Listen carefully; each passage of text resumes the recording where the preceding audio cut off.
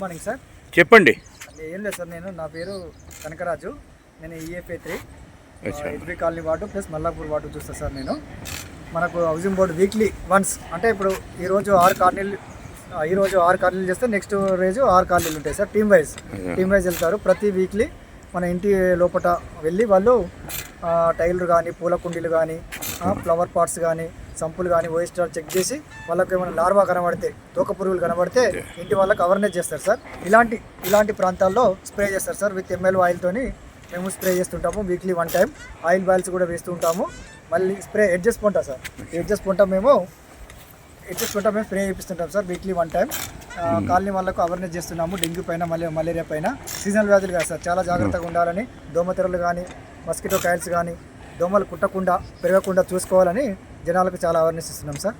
అయితే ఇప్పుడు ఇంటి పైకప్పు ఇందాక మీ స్టాప్ కొట్టిండు కదా, ఇంటి పైకప్పులు కూడా చెదార్థం వేసి పడుతున్నారు.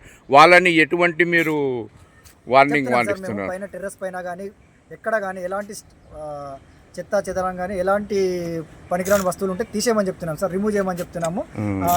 స్క్రాప్లో వేయమని చెప్తున్నాం సార్. ఎలాంటి స్క్రాప్ ఉండకూడదు టెర్రస్ పైన కానీ ఇంకెక్కడ కానీ, ఎలాంటి స్క్రాప్ ఉండకూడదు. ఒకవేళ ఉంటే వర్షం పడి అందులో దోమలు తయారవుతున్నాయి. దానివల్ల మనకు మలేరియా కానీ, డెంగ్యూ కానీ జ్వరం రావడానికి అవకాశం ఉంటుంది. కాబట్టి మీరు స్క్రాప్, ఎలాంటి స్క్రాప్ ఉన్నా కానీ తీసేసేయాలి సార్. మీ పేరు సార్? నా పేరు కనకరాజు సార్. కనకరాజు. మీ పదవి? నా పదవి ఇక్కడ EFA3 సూపర్వైజర్ సార్ నేను. ఓకే. చాలా ధన్యవాదాలు. Okay, thank you sir.